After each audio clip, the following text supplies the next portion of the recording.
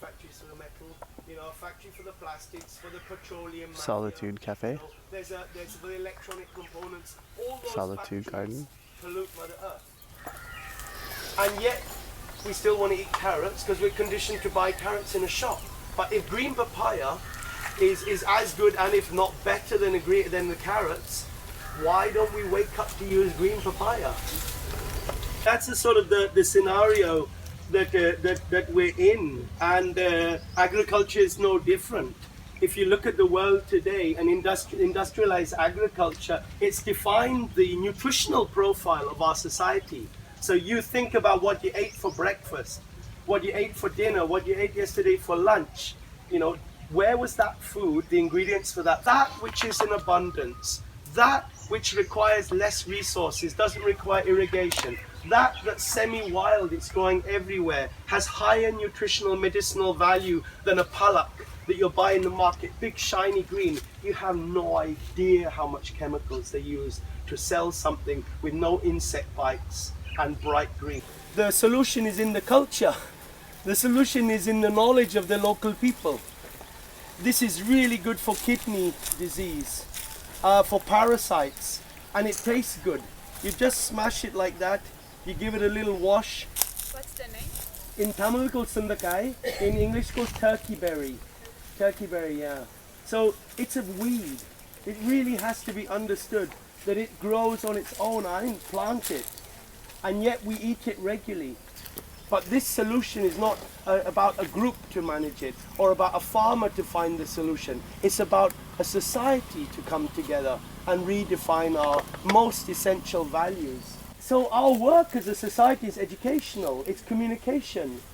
And that's the third point of this story. We've honored the organic matter. We've maximum found ways to return it back to the soil, to honor the soil, to revitalize the most essential foundation of our existence. And then the second is we've honored all her gifts, because in a society like Auroville, we've said once a week we eat banana flour curry, once a week we eat banana stem curry, once a week we eat drumstick spinach curry, drumstick spinach. It's ridiculous. There's some guy making millions out of making capsules and selling it in US and Europe. It's part of our culture. And there's plenty of Aurovillians 20, 30 years, they don't even know what it is. You see, permaculture is not about experts. Recently I was in Surat teaching permaculture in a fancy university, and I printed out from the internet 29 pages, back and front, of the names, addresses, telephone numbers, and the personal stories of local organic farmers. And I said to them, these are the guys you need to honor.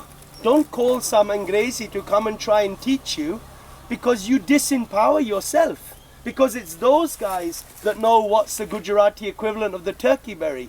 They know the Gujarati equivalent of the chicken spinach. They know those secrets because they have that relationship. They're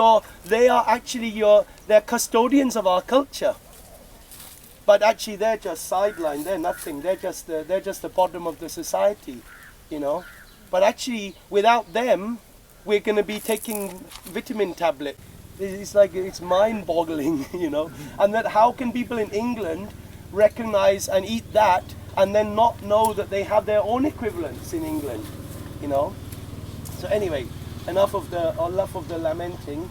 So honoring these local foods, making sure they're in our menus, making sure that we eat them, which needs the graphic designer, it needs the teacher, it needs the doctor, it needs the business guys, it needs the town planner, it needs the architects, it needs the poets, it needs the artists, it needs everyone to come together and redefine what are our most essential values.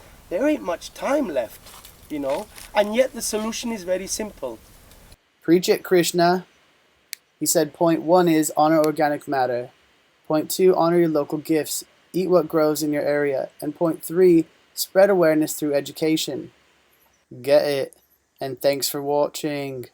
This brief has been provided by Sky Traffic Media.